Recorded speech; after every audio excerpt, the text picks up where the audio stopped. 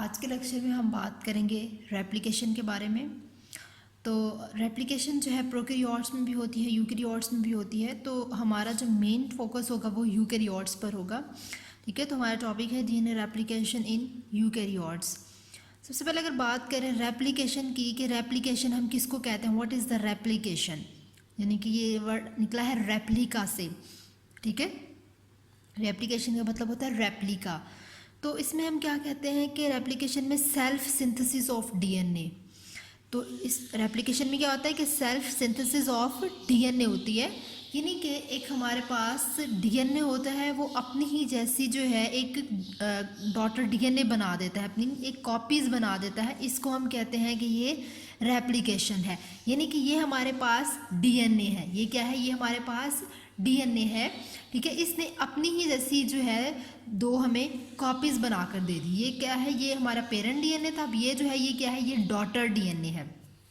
ठीक है, तो हमारे पास ये एक डीएनए है, इसने अपनी जैसी जो है क्या किया, कॉपीज़ बनाकर हमें दे दी, अपनी सेल्फ सिंथेसिस कर ली। ठीक है, तो ये क्या बन गया, ये हम कह रहे हैं कि ये रेप्लिकेशन हो गई। इसका भी एक पूरा मैकेनिज्म है। ठीक है, ये कॉपीज़ किस तरह बनाता है तो ये भी हम डिस्कस कर लेते हैं। तो मेन जो रेप्लिकेशन की अगर आप डेफिनेशन कहें तो सेल्फ सिंथेसिस ऑफ डीएनए, यानी कि डीएनए जो है अपनी एक रेप्लिका जो है वो बना देता है। उसके बाद हम बात करते हैं रेप्लिकेशन की के दो तरह से भी रेप्लिकेशन हो सकती है। वैसे इसके 3 जो है मॉडल्स होते हैं रेप्लिकेशन के। तो दो तरह से अगर हम बात करें रेप्लिकेशन की कि दो तरह से रेप्लिकेशन हो सकती है। एक हम कहते हैं क्या है, सेमी कंजर्वेटिव रेप्लिकेशन है, एक सेमी कंजर्वेटिव है, और दूसरी हम बात करते हैं कंजर्वेटिव रेप्लिकेशन की। उसके अलावा तीसरे नंबर पे एक डिस्पर्सिव रेप्लिकेशन भी होती है। ठीक है, तो सेमी कंजर्वेटिव रेप्लिकेशन में क्या होता है, it produce 2 copies that each contain one of the original strand and one new strand. अब इसमें क्या होता है, ये हमारे पास डीएनए है जिसको हम पेरेंटल डीएनए कह रहे हैं, ये पेरेंटल डीएनए है। अब इसने क्या किया, इसने डॉटर डीएनए बना दिया। अब उसमें एक कॉपी नई होगी, एक कॉपी पुरानी होगी। अब ये जो ब्लू शो कर रही है लाइन, ये ओल्ड कॉपी है, जबकि ये ग्रीन लाइन जो है ये न्यू कॉपी है। ब्लू हम कह रहे हैं ओल्ड कॉपी है और ग्रीन जो है ये न्यू कॉपी है। ठीक है, तो एक न्यू कॉपी होगी, एक पुरानी कॉपी होगी। तो ये कहलाती है सेमी कंजर्वेटिव रेप्लिकेशन, यानी कि आधा नया और आधा पुराना। उसके बाद कंजर्वेटिव रेप्लिकेशन में क्या होता है कि इसमें हमारे पास एक डीएनए है, पेरेंटल स्ट्रैंड है, इसमें अपनी ही एक, जैसे कि ये एक डीएनए है ना, ये अपनी ही जैसी एक कंप्लीट कॉपी बनाकर हमें दे देगा। एक कॉपी ये कंप्लीट अपने जैसी, यानी कि ये उठ के यहाँ पर आ जाएगी, डॉटर कॉपी बन जाएगी। ठीक है, और ये बिल्कुल पेरेंटल स्ट्रैंड जैसी होगी, it look like a parental strand. ठीक है, अब उसके बाद ये जो कॉपी होगी दूसरी क्योंकि 2 कॉपीज बनेंगी ना, अब ये जो दूसरी कॉपी होगी ये बिल्कुल इससे अलग होगी, यानी कि ये न्यूली सिंथेसाइज्ड स्ट्रैंड होगा। ये हमारे पास पेरेंट स्ट्रैंड है, इसने अपनी ही जैसी एक कॉपी बना ली, और एक कॉपी जो होगी वो बिल्कुल न्यू होगी, वो कहलाता है कंजर्वेटिव रेप्लिकेशन। ठीक है, ये आपकी बुक में ये मेंशन नहीं है। ठीक है, लेकिन मैंने वैसे आपको इस मॉडल जो है वो बता दिए हैं कि रेप्लिकेशन में जो है 3 तरह से रेप्लिकेशन हो सकती है। उसके बाद डिस्पर्सिव रेप्लिकेशन की बात करें, मेन जो हम बात करते हैं वो इन 2 की जाती है। ठीक है, कि सेमी कंजर्वेटिव रेप्लिकेशन या फिर कंजर्वेटिव। ठीक है, थर्ड भी एक होती है जिसको हम कहते हैं डिस्पर्सिव रेप्लिकेशन। तो इसमें क्या होता है कि इसमें एक हमारे पास ये डीएनए जैसे ये इस तरह की हमें जो है एक कॉपी दे देता है, यानी कि इसमें आधा पोर्शन जो है वो नया होगा, ठीक है, आधा जो है वो पेरेंट जैसा होगा, यानी कि इस तरह ये ब्लू जो है हम कह रहे हैं कि ये न्यू वाला है और ये रेड जो है ये ओल्ड है। तो ये ऐसे सेगमेंट्स की फॉर्म में हो जाता है कि आधा पुराना टुकड़ा, आधा नया टुकड़ा, आधा पुराना टुकड़ा, आधा नया टुकड़ा। तो ये डिस्पर्सिव रेप्लिकेशन होती है। ठीक है, अब हमने इसके मैकेनिज्म को जो है स्टडी करना है। तो अब मैकेनिज्म क्या है डीएनए रेप्लिकेशन का, सबसे पहले हम बात करते हैं कि इसमें ओरिजिन ऑफ रेप्लिकेशन होती है। हमारा सबसे पहले जो पॉइंट है वो है ओरिजिन ऑफ रेप्लिकेशन। जिस तरह मैं अब आपको पढ़ाऊंगी आपने बिल्कुल इसको वैसे ही पॉइंट्स में याद कर लेना है। ठीक है, जिस तरह मैंने आपको लेक्चर देना है आपने इसको इसी तरह जो है आप याद रखेंगे, ठीक है। बुक में थोड़ा सा जो है वो इस तरह पॉइंट्स नहीं बने हुए, आपकी जो बुक रियाजुल हक में है, ठीक है। तो आपने इसमें जिस तरह हमने ओरिजिन ऑफ रेप्लिकेशन पढ़ेंगे, first initiation phase, then elongation and then termination का प्रोसेस भी होगा, तो उसमें एक बाकायदा हेडिंग टर्मिनेशन की नहीं दी गई। तो आप इसको इस तरह एज इट इज़ करेंगे तो आप लोगों का एग्ज़ाम जो है वो क्लियर हो जाएगा, ठीक है। तो ओरिजिन ऑफ रेप्लिकेशन की अगर बात करते हैं तो ओरिजिन ऑफ रेप्लिकेशन में हम कहते हैं कि replication of DNA molecules begins at special sites called origin of replication. अब replication of DNA molecules begins at special sites called origin of replication. अब हम कह रहे होते हैं कि ओरिजिन ऑफ रेप्लिकेशन का क्या मतलब होता है। इसमें हम कहते हैं कि जो डीएनए के मॉलिक्यूल्स हैं जिनकी रेप्लिकेशन हो रही है, उनकी एक स्पेशल उन पर कुछ साइट्स मौजूद होती है और उन साइट्स को ओरिजिन ऑफ रेप्लिकेशन कहा जाता है, ठीक है। अब यहाँ पे यूकेरियोट्स की और प्रोकैरियोट्स में भी हम थोड़ा सा डिफरेंस देखते जाते हैं। यूकेरियोट्स में ना बहुत ज़्यादा ओरिजिन ऑफ रेप्लिकेशंस मौजूद होते हैं, लेकिन प्रोकैरियोट्स में ऐसा नहीं। Prokaryotes contain only one replication origin, ठीक है। प्रोकैरियोट्स जो है इसमें सिर्फ एक रेप्लिकेशन ओरिजिन होता है, जबकि यूकेरियोट्स में बहुत ज़्यादा जो है रेप्लिकेशन ओरिजिन्स होते हैं, ठीक है। यानी कि अगर जब रेप्लिकेशन स्टार्ट होनी है तो उसके लिए भी एक प्रॉपर मेथड चाहिए, वो कहीं से भी मुंह उठाकर जो है वो नहीं हो जाएगी कि मैं बस अंधाधुंध जो है यहाँ से रेप्लिकेशन करना शुरू कर देती हूँ, यहाँ से कर देती हूँ। उसके लिए एक जहाँ कुछ एंजाइम्स मौजूद होते हैं। अब वो उन एंजाइम्स का काम होता है कि उन्होंने बताना होता है कि ये रेप्लिकेशन यहाँ से स्टार्ट होनी है, ठीक है। तो इसमें कुछ एंजाइम्स मौजूद होते हैं जो बताते हैं कि रेप्लिकेशन ने इधर से स्टार्ट होना है, ठीक है। तो उन एंजाइम्स की अगर बात करें तो उनमें मोस्टली जो है हम कहते हैं कि एंजाइम लाइगेज है, हेलिकेज है, उसके अलावा जो है इसमें हम कहते हैं टोपोआइसोमेरेज होता है। टोपोआइसोमेरेज को गायरेज भी कहते हैं, दोनों सिमिलर ही हैं, एक ही क्लास है इनकी। उसके बाद हम बात करते हैं जो मेन है वो है डीएनए पॉलीमरेज, ठीक है। तो प्रोकैरियोट्स और यूकैरियोट्स का जो हम कहते हैं मैकेनिज्म है रेप्लिकेशन का वो सेम है, बस उसमें कुछ चीज़ें जो हैं वो अलग हैं। जैसे थोड़ी सी प्रोटीन की बात कर लें या एंजाइम की, वो थोड़ा सा डिफरेंस है, लेकिन बाकायदा हम उसका जो बेसिक एक हम कह रहे हैं कि एक मैकेनिज्म है, जो बेसिक चीज़ है वो सेम है यूकैरियोट्स की भी और प्रोकैरियोट्स की भी। इसमें सबसे पहले हम इनिशिएशन फेज़ की अगर बात करें तो इनिशिएशन फेज़ में क्या होता है कि इसमें हमारे पास ये एक डीएनए होता है, डबल हेलिकल स्ट्रक्चर, ये एक स्पाइरल, हम इसको कहते हैं कि स्पाइरल लैडर है ये, ठीक है। अब यहाँ पे क्या होता है कि अगर वैसे इससे पहले अगर मैं आपको एक कॉन्सेप्ट और इसका बता दूं कि जैसे हम बात करते हैं माइटोसिस की, फॉर एग्जांपल हम बात करते हैं तो हमारे पास जैसे एक ये सेल है, इसमें हमारे पास हम कह रहे हैं कि ये क्रोमोसोम है, ठीक है। हम ये कह रहे हैं ये हमारे पास एक क्रोमोसोम है। अब इसने 2 कॉपीज़ बनानी है आगे जाके, माइटोसिस की हम बात कर रहे हैं। अब यहाँ पर क्या होगा कि ये हमारे पास है, तो अगर ये जो है क्या करता है, फॉर एग्जांपल हम इसको कह देते हैं कि इसने जो है फर्दर कॉपीज़ बनानी है, ठीक है। हमारे पास एक ही है, तो अब ये क्या करेगा कि इसने ना आधा आधा जो है चले जाना है, ठीक है, हाफ हाफ या आगे जाके डिवाइड हो जाएगा। लेकिन हमें तो जाहिर सी बात है इसको जो है कंप्लीट डीएनए होना चाहिए ना, जितना कि पेरेंट में है उतना ही इसमें होना चाहिए, डॉटर में, ठीक है। तो इसलिए यहाँ पे ये अपनी कॉपीज़ बना लेता है, ठीक है। जब ये अपनी कॉपीज़ बना लेता है तो फिर ये इनके जो डीएनए की तादाद होती है वो हम कहते हैं कंप्लीट होती है। इसीलिए जो डीएनए है हम कहते हैं कि उसकी रेप्लिकेशन होती है, डीएनए खुद को रेप्लिकेट कर लेता है। अब यहाँ पे ये जस्ट आपको समझाने के लिए मैंने एक एग्जांपल दी थी रेप्लिकेशन की, कि रेप्लिकेशन जो है वो क्या होता है, रेप्लिका क्यों करते हैं, ठीक है। तो अब इनिशिएशन फेज की अगर बात करें तो ये हमारे पास एक डीएनए है। अब ये जो डीएनए है इसमें जो आपको रेड कलर से नज़र आ रहा है ये क्या है, ये ओरिजिन ऑफ रेप्लिकेशन है। क्योंकि हम यूकैरियोट्स को मेन फोकस कर रहे हैं, यूकैरियोट्स की रेप्लिकेशन देख रहे हैं, तो यहाँ पर हम कह रहे हैं कि इसमें बहुत ज़्यादा ओरिजिन ऑफ रेप्लिकेशन है। एक यहाँ है, यहाँ हो सकता है, उसके बाद यहाँ भी फर्दर सो ऑन जो है हो सकते हैं। अब प्रोकैरियोट्स और यूकैरियोट्स की अगर बात करें तो जो यूकैरियोट्स है ना इसमें डीएनए की अमाउंट बहुत ज़्यादा होती है, प्रोकैरियोट्स में डीएनए की अमाउंट कम होती है। यूकैरियोट्स की ये जो चेन है ये बहुत लंबी होती है, ठीक है। इसमें क्योंकि हम कहते हैं कि डीएनए की तादाद जो है वो क्या है, डीएनए इसमें अगर डिफरेंस देखा जाए प्रोकैरियोट्स और यूकैरियोट्स में तो इसमें अमाउंट का डिफरेंस है, ठीक है। तो जब हम बात करते हैं यूकेरियोट्स में, तो एक सेल जो होता है उसके अंदर बहुत ज़्यादा डीएनए के पीसीज हैं। अगर एक सेल है तो हम कह रहे हैं कि इसमें बहुत ज़्यादा डीएनए के पीसीज, उसमें बहुत ज़्यादा क्रोमोसोम्स मौजूद होते हैं। उसकी जो ये डीएनए है बहुत लंबी जो है वो चेन होती है, डीएनए की अमाउंट बहुत ज़्यादा होती है, इसलिए उसमें थोड़ी सी रेप्लिकेशन कम्प्लेक्स होती है, क्योंकि इसकी जो चेन है वो बहुत ज़्यादा बड़ी है, उसमें डीएनए बहुत ज़्यादा मौजूद है। जबकि प्रोकैरियोट्स में इतने जो है यूकेरियोट्स की निस्बत कम कम्प्लेक्स होती है। वो इसलिए क्योंकि उसका जो डीएनए है, उसका जो डीएनए होता है प्रोकैरियोट्स का, वो सर्कुलर फॉर्म में होता है, इस तरह करके उसका डीएनए होता है। ठीक है, इस तरह सर्कुलर फॉर्म में ये प्रोकैरियोट्स की बात की है।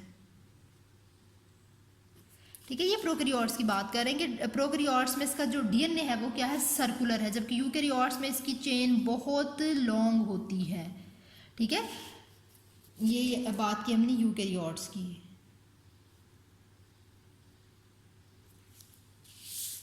तो प्रोकैरियोट्स में हम कह रहे हैं कि डीएनए जो है सर्कुलर होता है, डीएनए सर्कुलर है, उसके अलावा इसमें सर्कुलर डीएनए मौजूद है, इसलिए और इसका साइज भी स्मॉल होता है। ठीक है, साइज इसका स्मॉल होता है प्रोकैरियोट्स का, जबकि यूकेरियोट्स का साइज बहुत ज़्यादा होता है, क्योंकि इसमें डीएनए की अमाउंट जो है वो बहुत ज़्यादा मौजूद होती है। तो ये थोड़ा सा डिफरेंस है प्रोकैरियोट्स और यूकेरियोट्स में। उसके अलावा प्रोकैरियोट्स में हम कहते हैं रेप्लिकेशन ओरिजिन एक होता है, जबकि यूकेरियोट्स में जो है बहुत ज़्यादा होते हैं रीजन ऑफ रेप्लिकेशन। तो अब ये हमारा मैकेनिज्म स्टार्ट है कि इसमें हम यूकेरियोट्स की बात करें, यहाँ पर रीजन ऑफ रेप्लिकेशन मौजूद हैं, यहाँ पर भी हो सकता है। ठीक है, तो यहाँ पर अब क्या है कि ये जो रेड कलर से लाइंस नज़र आ रही हैं, ये जो है ये नाइट्रोजनस बेसिस होती हैं। इनमें नाइट्रोजनस बेसिस होती हैं जो हाइड्रोजन बॉन्ड्स की मदद से एक दूसरे के साथ अटैच हुई होती हैं। हाइड्रोजन बॉन्ड्स हम कहते हैं फोर्सेस ऑफ अट्रैक्शन बोला जाता है। ठीक है, तो ये एक दूसरे के साथ जो है अटैच हुई हुई due to the hydrogen bonds. अब यहाँ पर क्या होता है कि इसमें अब इनिशिएशन फेज में आपने दो चीज़ें याद रखनी, एक रेप्लिकेशन बबल बनता है और एक रेप्लिकेशन फॉक बनेगा। एक इनिशिएशन फेज में रेप्लिकेशन बबल बनेगा और दूसरा जो है वो रेप्लिकेशन फॉक बनता है। एक हमारे पास रेप्लिकेशन बबल है और दूसरा जो है क्या है, रेप्लिकेशन फॉक है। अब यहाँ पर रेप्लिकेशन बबल की अगर बात करते हैं तो ये देखें, यहाँ पर क्या होता है कि ये हमारे पास जो है एक डीएनए है। अब जब डीएनए है, जैसे कि इसको बनाकर देख लेते हैं, हमारे पास ये डीएनए है। ठीक है, इस तरह करके है। अब यहाँ पे ना ये थोड़ी सी ब्रेक हो जाएगी, इसने आगे जो है खुल जाना है, इस तरह इसने भी खुल जाना है, फिर इस तरह करके आगे इसी तरह। ठीक है, ऐसे जो है खुलता जाएगा। अब यहाँ पे रेप्लिकेशन बबल जो हैं वो बनते जाएंगे। ये गोल इस तरह की जो स्ट्रक्चर होगी ये कहलाती है रेप्लिकेशन बबल। अब ये जो बबल बनी है इसको हम कह रहे हैं रेप्लिकेशन बबल। अब ये रेप्लिकेशन बबल किस एंजाइम की मदद से बनी, क्योंकि हमने कहा कुछ एंजाइम्स मौजूद है। अब यहाँ पे एक एंजाइम है डीएनए हेलिकेज जिसका नाम है। डीएनए हेलिकेज इनके दरमियान की जो हाइड्रोजन बॉन्ड्स हैं उनको तोड़ देगा। It breaks the hydrogen bonds. अब जब ये हाइड्रोजन बॉन्ड्स को तोड़ देता है तो ये रेप्लिकेशन बबल जो है ये बन जाती है। अब ठीक है, और फिर उसके बाद क्या होता है कि ये जो स्पाइरल स्ट्रैंड है ये कन्वर्ट हो जाता है इनटू अ स्ट्रेट लैडर। ठीक है, ये जो हम कह रहे हैं कि ये स्पाइरल लैडर होती है, ठीक है, ये कन्वर्ट हो गई है यहाँ पर एक स्ट्रेट लैडर में। ये किसकी मदद से होती है, ये एक हमारे पास एंजाइम है डीएनए गायरेज, जिसको टोपोआइसोमरेज भी बोलते हैं। मोस्टली प्रोकैरियोट्स जो है वो डीएनए गायरेज को यूज़ करते हैं, जबकि यूकेरियोट्स कम इसको इस्तेमाल करते हैं, और यूकेरियोट्स मोस्टली यूज़ जो है टोपोआइसोमरेज को करते हैं। इसकी भी फर्दर 4 टाइप्स हैं। ठीक है, तो ये डीएनए गायरेज और टोपोआइसोमरेज का काम होता है, it convert the spiral ladder into the straight ladder. उसके अलावा डीएनए हेलिकेज ने इसको जो है क्या कर दिया, ब्रेक कर दिया हाइड्रोजन बॉन्ड्स को, जिसकी वजह से जो नाइट्रोजनस बेसिस हैं ये हमें नज़र आना शुरू हो गई, एक्सपोज्ड हो गई। यानी कि हम कहते हैं ए के सामने टी है, जी के सामने सी है, ए के सामने टी है, जी के सामने सी है, तो हमें ये एक्सपोज्ड होना शुरू हो जाती है। इसी तरह फर्दर ये चेन जो है बनती जाती है ओरिजिन ऑफ रेप्लिकेशन की मदद से। यहाँ पे बबल्स बनते जाते हैं और फिर क्या होता है कि जब ये चेन बनती जाएगी फिर ये दरमियान से ये भी टूट जाते हैं और ये बबल जो है एक हमें इस तरह का एक बड़ा बबल नज़र आ जाता है। इस तरह ये एक स्ट्रक्चर बनता जाता है।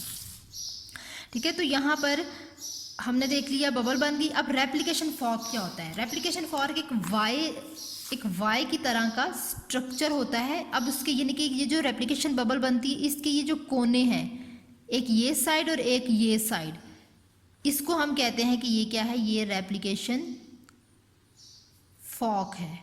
ठीक है, ये रेप्लिकेशन फॉक होती है। यहाँ पे देखें, ये वाला हिस्सा इसका और ये वाला हिस्सा जो है ये, ठीक है, इसके ये जो तंग जगह है, ठीक है, ये जो अभी ओपन नहीं हुई, इसके साथ ये यहाँ पे इस हिस्से को हम कह रहे हैं यहाँ पर ये रेप्लिकेशन फॉक। इसी तरह यहाँ पर भी ये रेप्लिकेशन फॉक मौजूद है। ठीक है, और ये जो स्ट्रैंड है ये टेम्पलेट स्ट्रैंड है, यानी कि टेम्पलेट जो पेरेंटल स्ट्रैंड है, अभी न्यू नहीं बना, वो जो न्यू बनेगा वो न्यू सिंथेसाइज होगा स्ट्रैंड। ठीक है, न्यू सिंथेसाइज स्ट्रैंड होगा। ये जो है ये टेम्पलेट स्ट्रैंड है जो कि पेरेंटल स्ट्रैंड है। अब यहाँ पे रेप्लिकेशन फॉक बन गई, बबल भी बन गई। अब यहाँ पे एक प्रोटीन अटैच है, क्योंकि यहाँ पर ये खुल गया है। ठीक है, अब जैसे यहाँ पर ये पहले ऐसे था, ये मतलब कि इस तरह क्वाइलिंग हुई हुई थी, क्वाइलिंग, लेकिन अब वो एक एंजाइम की मदद से हम कह रहे हैं हेलिकेज ने उसको और गायरेज और टोपोइसोमेरेज ने मिलकर इसको बिल्कुल ऐसे कर दिया है।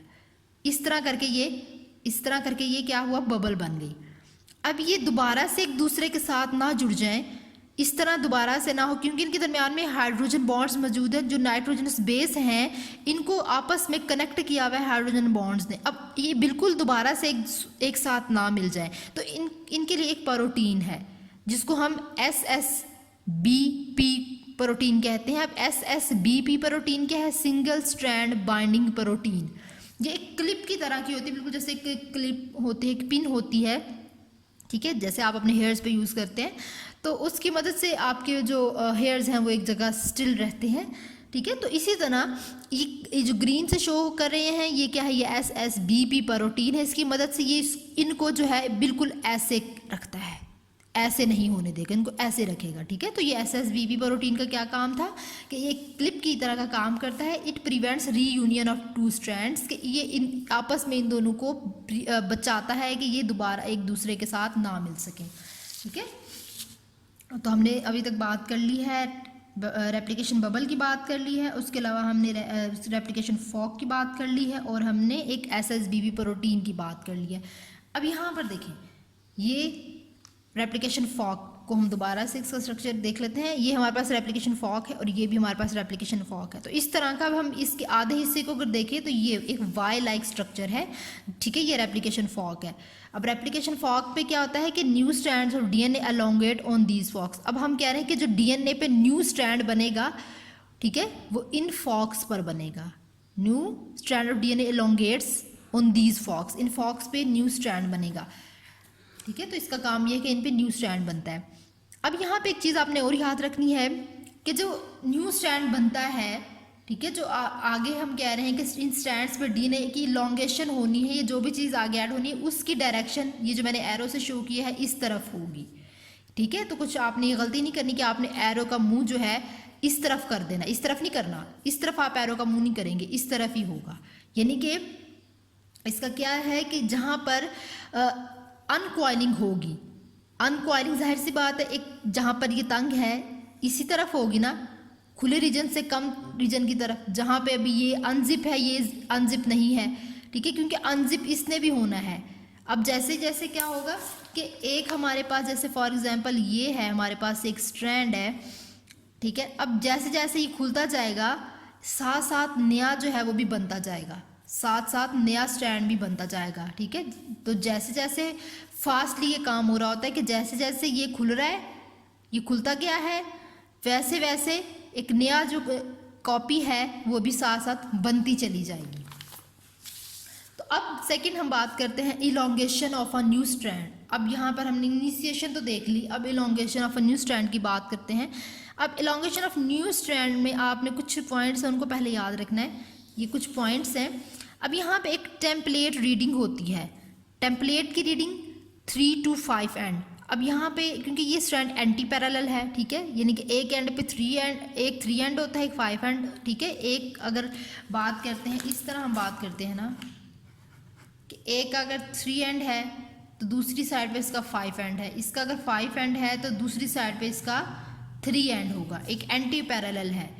तो इसको हम कहते हैं कि जो टेम्पलेट की रीडिंग है, जो टेम्पलेट रीडिंग है या कोई भी न्यूक्लियोटाइड अटैच होना है, ठीक है, वो हम बाद में बात करेंगे। अब हम टेम्पलेट की कुछ रीडिंग होती है वो 3 to 5 एंड होगी, ये स्पेसिफिक है। Template reading start from 3 to 5 and. उसके बाद रेप्लिकेशन की डायरेक्शन की जो डायरेक्शन है वो हमेशा 5 to 3 एंड होगी, यानी कि जो डीएनए पॉलीमरेज जिसने मेन सिंथेसिस करनी है इसको और कुछ नहीं पता, इसने जो डायरेक्शन रेप्लिकेशन स्टार्ट करनी है वो 5 एंड से 3 एंड की तरफ करेगा, ठीक है, जबकि टेम्पलेट की रीडिंग 3 एंड से 5 एंड की तरफ होगी। उसके अलावा डीएनए पॉलीमरेज को एक फ्रैगमेंट की ज़रूरत होती है, किसके, आरएनए, यानी कि आरएनए पॉलीमरेज की अगर बात करें, इसको एक आरएनए का टुकड़ा चाहिए होता है जो कि इसका काम जो स्टार्ट करवा सके। ये डीएनए पॉलीमरेज, अगर आप कहें कि ये आरएनए ही इसको क्यों चाहिए होता है, इसको डीएनए का कोई टुकड़ा क्यों नहीं चाहिए होता है, तो वो इसलिए क्योंकि डीएनए पॉलीमरेज खुद जो सिंथेसिस है उसको नहीं करवा सकता, ये अपना काम नहीं कर सकता, इसलिए इसको एक आरएनए फ्रैगमेंट की ज़रूरत होती है, ठीक है। तो इसीलिए फिर आरएनए, जाहिर सी बात है, आरएनए तो आरएनए के टुकड़े ही ऐड करेगा ना, आरएनए के पीसेस ऐड करेगा, आरएनए की नाइट्रोजन स्पेस ऐड करेगा। तो इसीलिए हम एंड पे प्रूफ रीडिंग करते हैं, हम उसकी रीडिंग करवाते हैं ताकि क्या, जिस तरह हम टेम्पलेट रीडिंग की बात की, हम वो प्रूफ रीडिंग करवाते हैं ताकि कोई भी अगर आरएनए की नाइट्रोजन बेस अटैच हो गई या कोई गलत अटैच हो गई है तो उसको जो है हम रिमूव कर सकें, ठीक है। तो डीएनए पॉलीमरेज जो है इसको एक प्राइमर की ज़रूरत होती है और वो हम कहते हैं क्या है, फ्रैगमेंट ऑफ आरएनए, यानी कि आरएनए पॉलीमरेज, ठीक है। तो उसकी एक पीस की ज़रूरत होती है जिसकी वजह से ये अपना सिंथेसिस का काम जो है वो करवा सके, ठीक है। तो अब यहाँ पे देखें, अभी पहले हम इसको एक सिंपल देख लेते हैं मैकेनिज्म क्या है कि ये हमारे पास एक डीएनए है, ठीक है। अब ये हमारे पास इसका एक 3 एंड है, एक इसका ये 3 एंड है तो इसका 5 एंड होगा। अब यहाँ पर इसका 5 एंड है तो यहाँ पर इसका 3 एंड होगा। अब यहाँ पे एक और बात आपने याद रखनी है कि यहाँ पर हमारा जो मेन एंजाइम है वो डीएनए पॉलीमरेज होता है रेप्लिकेशन में। अब प्रोकैरियोट्स में 3 डीएनए मोस्टली होते हैं, डीएनए पॉलीमरेज 1, 2 और डीएनए पॉलीमरेज 3, ठीक है। तो मैं थोड़ा सा आपको प्रोकैरियोट्स का भी साथ साथ बताती जा रही हूँ। तो डीएनए पॉलीमरेज 1, 2 और 3 होते हैं हम अगर बात करें इसकी प्रोकैरियोट्स के, लेकिन जो यूकैरियोट्स होती है उसमें डीएनए पॉलीमरेज के फर्दर 5 होते हैं, ठीक है, इसमें ज़्यादा एंजाइम्स होते हैं। तो इनके अगर फंक्शन देखें, डीएनए पॉलीमरेज 1 और 2 और 3 का अगर काम देखें तो जो डीएनए पॉलीमरेज 3 है ये ज़्यादा इंपॉर्टेंट होता है, वो इसलिए क्योंकि इसने जो है ये मेन एंजाइम है जिसने न्यू स्ट्रैंड के सिंथेसाइज करवाना होता है, न्यू स्ट्रैंड जो है इसने बनाना होता है, किसने, डीएनए पॉलीमरेज 3 ने। जबकि डीएनए पॉलीमरेज 1 का काम होता है कि वो टर्मिनेशन फेज जो होती है ना, जब वो ख़त्म हो जाता है सारा काम, उस टाइम डीएनए पॉलीमरेज 1 जो है वो काम करता है, ठीक है।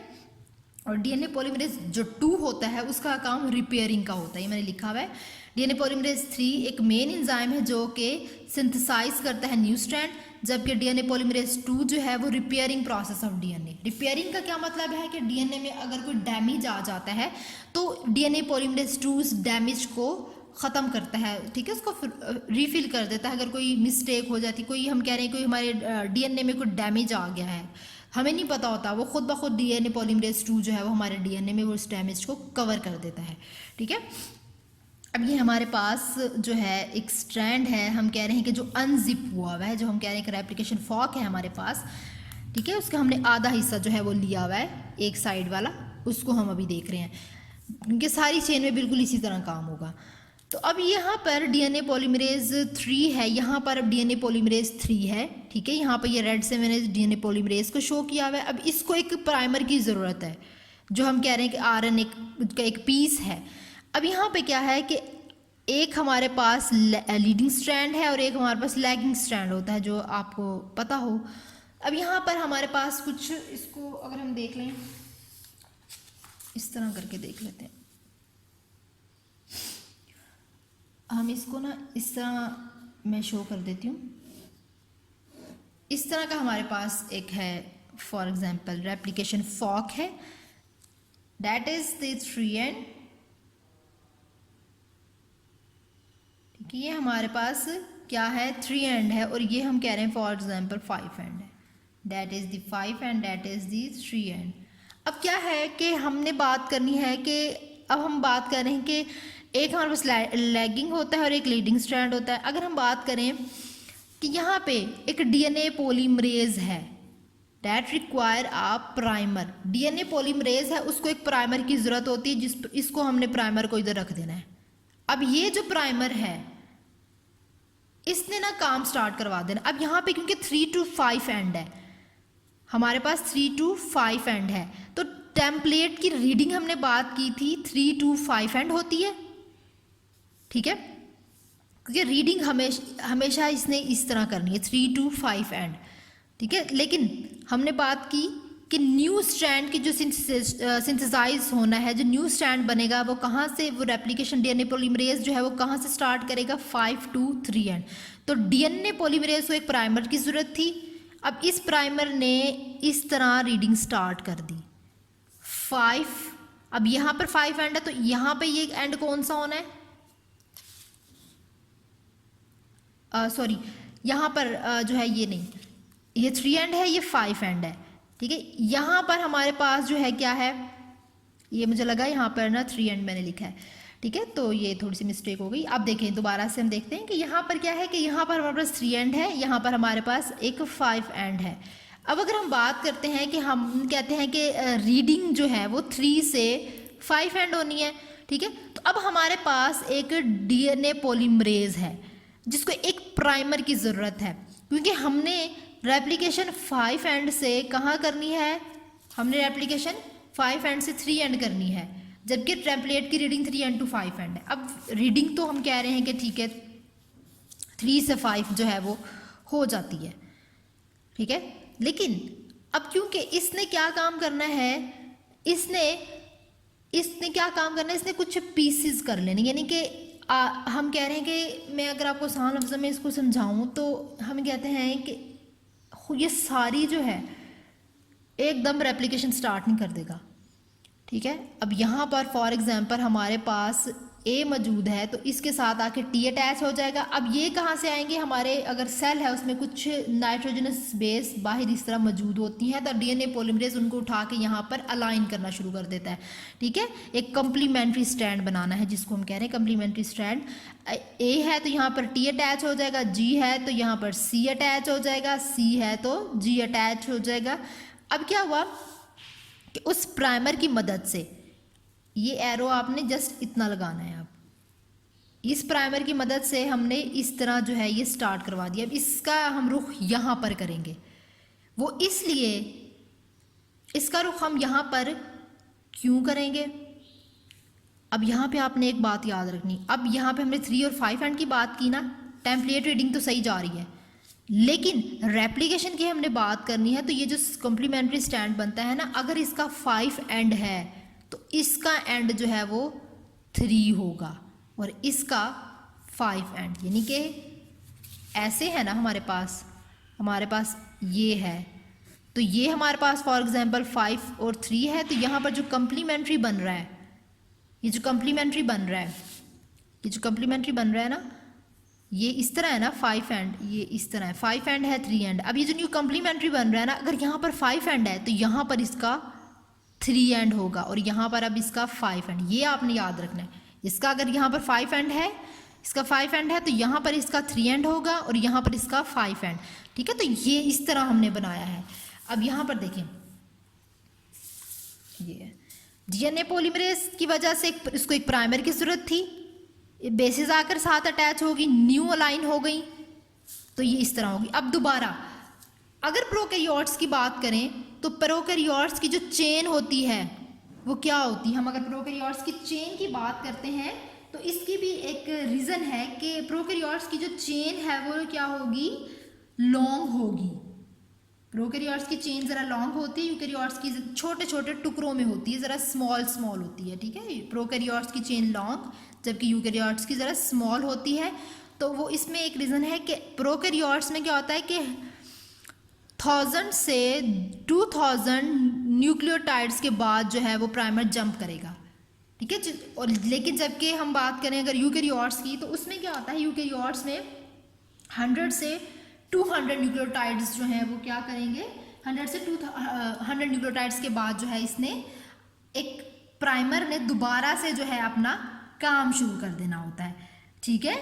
तो इसमें आपने ये चीज़ याद रखनी है कि जब हम अगर बात करें प्रोकैरियोट्स की, तो प्रोकैरियोट्स में हम कह रहे हैं कि 1000 से 2000 न्यूक्लियोटाइड्स के बाद जो एक ओकाज़की फ्रैगमेंट्स, अभी हम बात करेंगे कि एक फ्रैगमेंट बनेगा, एक चेन बनेगी लेकिन जब हम इसकी बात करते हैं यूकैरियोट्स की, तो यूकैरियोट्स में हम कहते हैं कि 100 से 200 न्यूक्लियोटाइड्स के बाद न्यू प्राइमर जो है वो एक चेन बनाएगा।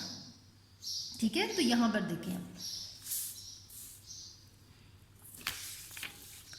ठीक है, तो अब यहाँ पर हमारे पास यूकैरियोट्स की हम बात कर रहे हैं, तो इसके बाद 100 से 200 न्यूक्लियोटाइड्स के बाद 100 से 200 न्यूक्लियोटाइड्स के बाद दोबारा से वो प्राइमर अटैच होगा, फिर यहाँ पर आकर अटैच हो जाएगा। डीएनए पॉलीमरेज है, डीएनए पॉलीमरेज उसको यहाँ पर आके अटैच कर देगा। दोबारा से डीएनए पॉलीमरेज ने उस प्राइमर की मदद से क्या काम करना है, एक सिंथेसिस शुरू करनी है एक न्यू कॉम्प्लीमेंट्री स्ट्रैंड की। अब फिर यहाँ पर ए था, टी अटैच हो जाएगा, जी था, सी था तो जी, फिर यहाँ से एक हमारे पास बन जाएगा, इसका भी 3 एंड हो जाएगा, इसका 5 एंड। रीडिंग भी सही हो जा रही है, यानी कि 3 एंड से 5 एंड। उसके अलावा सिंथेसिस भी हमारी सही हो रही है 5 एंड से 3 एंड तक। लेकिन अब यहाँ पर एक और चीज़ आपने याद रखनी है। अब वो क्या है, इसमें अगर बात करें हम, अब ये जो हमारा स्ट्रैंड है वो क्या है, इसको हम लैगिंग स्ट्रैंड कहते हैं, लैगिंग स्ट्रैंड। अब ये जो टुकड़े बने हैं, ये जो पीसेस बने हैं, शॉर्ट पीसेस, इनको हम कहते हैं कि ये क्या है, ये हैं ओकाज़ाकी फ्रैगमेंट्स।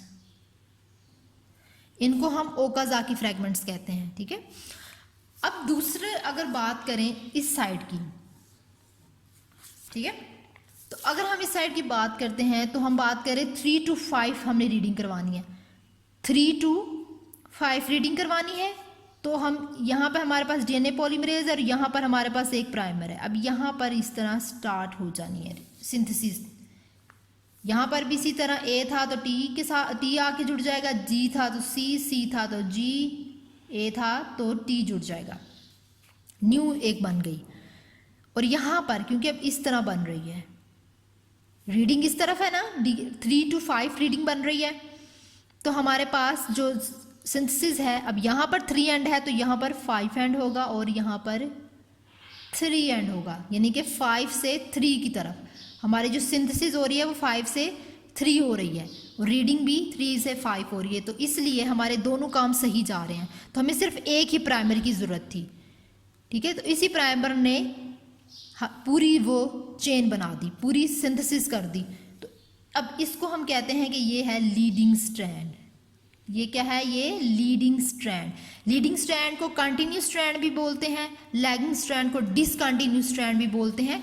अब यहाँ पे क्या होता है, लैगिंग स्ट्रैंड की अगर बात करें तो लैगिंग स्ट्रैंड में क्या है कि replication away from the replication fork, जो न्यू सिंथेसाइज हुआ है वो away from the replication fork है, जबकि लीडिंग में जो न्यू सिंथेसाइज हुआ है वो टुवार्ड्स द रेप्लिकेशन फॉर्क है, टुवार्ड्स द रेप्लिकेशन फॉर्क, जबकि ये away from the replication fork है। आई होप आपको समझ आ गई होगी, ये पूरा मैकेनिज्म है। ठीक है, तो अब हम इसको यहाँ पर देख लेते हैं।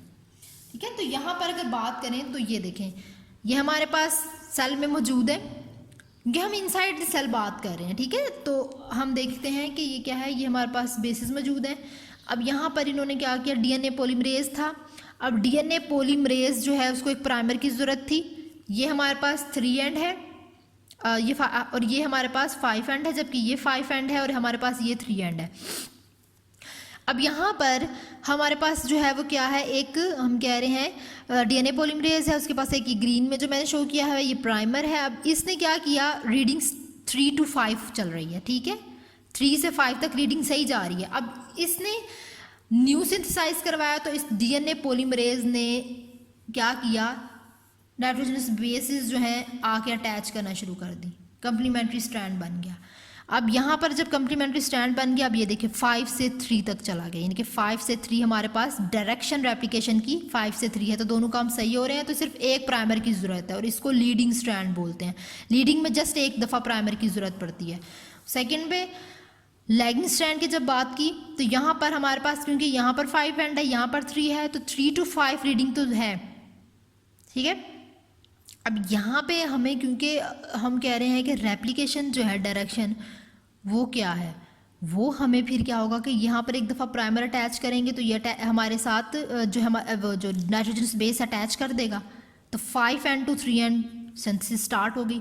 अब दोबारा इसको जो है DNA polymerase with the primer, दोबारा ये प्राइमर कुछ 100 से 200 न्यूक्लियोटाइड्स के बाद आएगा, दोबारा से एक चेन बनाएगा, फिर 5 to 3N की, फिर दोबारा से इसने आके चेन बनानी है, तो ये कुछ पीसीज में बन जाता है।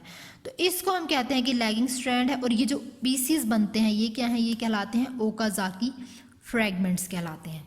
ठीक है, तो ये ओकाजाकी फ्रैगमेंट्स कहला रहे हैं। तो यहाँ पे हमने हमारी अब टेम्पलेट रीडिंग भी सही चले गई है और हमारी जो है डायरेक्शन रेप्लिकेशन की वो भी सही हो गई। अब यहाँ पे डीएनए पॉलीमरेज 3 जो है इसका एक और काम भी होता है कि ये प्रूफ रीडिंग का काम भी करता है। प्रूफ रीडिंग में क्या होता है कि अगर कोई मिस्टेक हो गई है हमारे साथ, हम कह रहे हैं कि ए की जगह जी अटैच हो गया है, टी अटैच नहीं हुआ है, या ए की जगह सी अटैच हो गया है, तो वो उस मिस्टेक को ठीक करता है और हम कहते हैं इसलिए हम प्रूफ रीडिंग करते हैं। ठीक है, तो इलॉन्गेशन की हमने बात कर ली। उसके अलावा जब इलॉन्गेशन की बात करते हैं तो अगर ह्यूमन सेल की बात करें तो जो रेट ऑफ इलॉन्गेशन है वो तकरीबन 500 न्यूक्लियोटाइड पर सेकंड है। ह्यूमन सेल्स में एक सेकंड में 500 न्यूक्लियोटाइड जो हैं वो आके अटैच हो रहे हैं। अब यहाँ पे ना ही कोई चीज़ अंदर से बाहर आई है, मतलब कि हमने निकाली नहीं है यहाँ पर, ना हम यहाँ पर कोई चीज़ निकालते हैं, ना ही कोई, यानी कि सेल, अब ये सारा काम सेल में ही हो रहा है, सेल से बाहर से कोई चीज़ नहीं आ रही, जो सेल में चीज़ें थी उन्हीं को हमने यूज़ किया। ठीक है, और उसके बाद ना ही कोई चीज़ यहाँ से हमने बाहर भेज दी है। ठीक है, और उसके अलावा यहाँ पे जो हम कहते हैं सबस्ट्रेट डीएनए का, वो क्या है, वो न्यूक्लियोसाइड ट्राइफॉस्फेट होता है, यानी कि न्यूक्लियोटाइड फॉस्फेट की अगर बात करें तो उसमें 3 फॉस्फेट्स ग्रुप होते हैं, जैसे कि एटीपी की अगर बात करते हैं, और हर मोनोमर जो है वो 2 जो फॉस्फेट है उनको जो है रिमूव करता है, और वो दोनों जो है वो ग्रोइंग डीएनए के साथ आकर अटैच करना शुरू कर देते हैं, जिसकी मदद से हम कहते हैं पोलीमराइजेशन जो है न्यूक्लियोटाइड की वो स्टार्ट हो जाती है, और जो न्यूक्लियोटाइड है डेट फॉर्म और डीएनए। ठीक है, अब यहाँ पे जब ये काम कर रहा होता है तो जाहिर सी बात है उसको एटीपी की रिक्वायरमेंट होती है, तो ये जो भी ये ब्रेक करता है, जब ये ब्रेक होती है हाइड्रोजन बॉन्ड्स, तो उसकी मदद से जो एनर्जी मिलती है उसी से ये अपना सारा काम जो है वो कर लेता है। तो ये लॉन्गेशन थी। अब यहाँ पे लीडिंग और लैगिंग स्ट्रैंड को अगर देखें तो लीडिंग स्ट्रैंड में क्या है कि it can only add nucleotide to 3N, new strand is formed in 5 to 3 direction. ठीक है, तो यहाँ पे हम कह रहे हैं कि जो न्यूक्लियोटाइड है वो ऐड हो रहा है जस्ट 3N पे। ठीक है, और न्यू स्ट्रैंड जो बन रहा है वो 5 to 3N डायरेक्शन पे बनेगा। लैगिंग स्ट्रैंड की बात करें तो DNA polymerase move away from the replication fork, तो डीएनए पॉलीमरेज मूव अवे, वो यहाँ से इस तरफ इसकी डायरेक्शन है, तो move away from the replication fork. उसके अलावा ये इलॉन्गेशन हो रही है, स्ट्रैंड जो बन रहा है इलॉन्गेट इन 3 to 5N the strand of the DNA. ठीक है, अब यहाँ पर ये इस तरह हमें मिल जाता है। ठीक है, यानी कि हम कहते हैं कि ये जो स्ट्रैंड था वो 3N से 5N था, जो हमारा जिस पे हमने ये बनाया वो क्या था, स्ट्रैंड 3N से 5N स्ट्रैंड था, जहाँ पे लैगिंग स्ट्रैंड बनता है। ठीक है, उसके अलावा यहाँ पर इसने 3N पे न्यूक्लियोटाइड को ऐड किया था, जबकि यहाँ पर जो स्ट्रैंड बनता है वो 3 to 5 की हम बात कर रहे हैं कि वो क्या है, इलॉन्गेशन। जो इलॉन्गेशन हुई है उस स्ट्रैंड की, जो न्यू सिंथेसाइज है वो 3 to 5N जो है वहाँ 3 से 5 वाले स्ट्रैंड पे हुई है। ठीक है, उसके अलावा हम कहते हैं कि it can synthesised as a series of a segment, these species are called Okazaki fragment. उसके अलावा ये जो सिंथेसाइज्ड हुए हैं वो एक सेगमेंट्स की फॉर्म में हुए हैं, और उन पीसीज को हम कहते हैं कि वो पीसीज क्या है, वो ओकाजाकी फ्रैगमेंट्स कहला रहे होते हैं। ठीक है, तो यहाँ पे एक और बात आपने याद रखनी है। अब ये जो 3 और 5N की बात है, इसमें ना ये जो पीस है, सबसे पहले ज़रूरी नहीं कि यहाँ पर ही पहले डीएनए पॉलीमरेज आके अटैच हुआ, वो सबसे यहाँ पर भी आके पहले प्राइमर अटैच हो सकता है, यानी कि 3 वाली साइड से हम कह रहे हैं ना कि 3 to 5 पे उसकी लॉन्गेशन हुई है, तो यहाँ पर भी आके अटैच हो सकता है, यहाँ से फिर इसने अपना काम करवाना है। ठीक है, उसके बाद यहाँ पर भी आके इसने अटैच हो जाना है, यहाँ पर वो प्राइमर आके अटैच हो सकता है, फिर इस तरह ये काम कर सकते हैं। यानी कि 3 to 5N इलॉन्गेशन का क्या मतलब है कि फॉर एग्जाम्पल हमारे पास ये है, यहाँ पर हम कह रहे हैं कि सारी नाइट्रोजनस बेस है, तो सबसे पहले आके वो प्राइमरी इधर अटैच हो गया है, क्योंकि हम 3 to 5 की बात कर रहे हैं, तो देन यहाँ पर इस तरह आ गया है, फिर उसकी जो डायरेक्शन है आपको आसानी से समझ आ जाएगी इस तरह। फिर यहाँ पर दूसरे बाद यहाँ पर प्राइमर आ गया। ठीक है, तो इस तरह अटैच हो गया। क्योंकि मैंने जो ये बनाया हुआ है ये इस रुख का बनाया हुआ है, तो अगर हम इस तरह देखें, ठीक है, तो आपको आसानी से समझ आ जाएगी। फिर उसके बाद यहाँ पर आके प्राइमर अटैच हो सकता है, देन इस तरह करके हमारे पास जो है वो away from the replication fork. अब आपको आई होप क्लियरली समझ आ गई होगी, ठीक है। तो अब इस तरह अगर मैंने बनाया हुआ है तो यहाँ पर पहले प्राइमर अटैच, देन ये इस तरह बन जाएगा, इस तरह आपको इस तरह ज़रा थोड़ी कन्फ्यूजन हो गई होगी। तो अब यहाँ पर अब आपको आई होप आसानी से समझ आ गई होगी कि ये रेप्लिकेशन फॉर्क था, तो away from the replication fork हो जाएगा। और ये हमारे सेगमेंट्स हैं, ठीक है, 3 to 5 जिसकी हम बात करिए इनके 5 से 3, क्योंकि यहाँ पर अब आपको आई होप क्लियरली समझ आ गया होगा। यानी कि ये 3 था, तो ये हमारे पास 3 to 5, ठीक है। तो अब यहाँ पर देख लेते हैं कि यानी कि हम प्राइमर जो है यहाँ पर भी लगा सकते हैं, पहले यहाँ पर भी लगा सकते हैं, then it will form Okazaki fragments, ठीक है। तो उसके बाद एलोंगेशन की हमने जो है इसमें देख लिया कि इसमें लीडिंग स्ट्रैंड बन गया है, लैगिंग स्ट्रैंड बन गया। उसके अलावा हमने देख लिया कि इसमें ओकाज़ाकी फ्रैगमेंट्स भी बन गए हैं, ठीक है।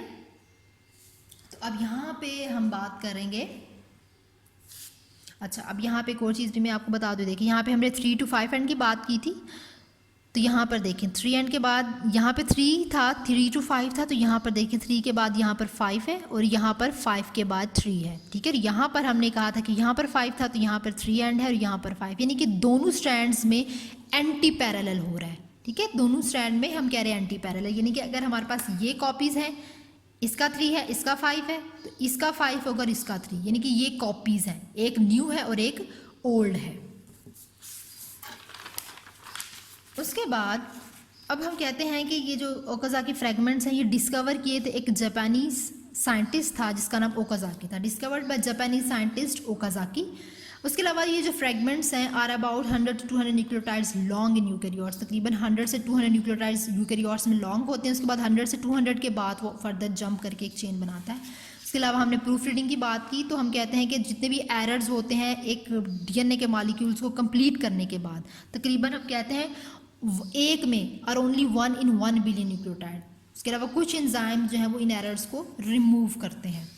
लास्ट जो हमारा स्टेप होता है वो टर्मिनेशन का होता है, जिसमें जो डीएनए पॉलीमरेज 1 उसमें इन्वॉल्व होता है, जिसमें क्या होता है कि अब वो जो प्राइमर जिनकी मदद से हमने वो चेन्स बनाई थी, अब उन प्राइमर्स को रिमूव कर देना है, उन न्यूक्लियोटाइड्स के दरमियान से उन प्राइमर्स को रिमूव कर देना है। इस तरह ही हमने चेन बनाई थी ना, ये हमारी चेन थी।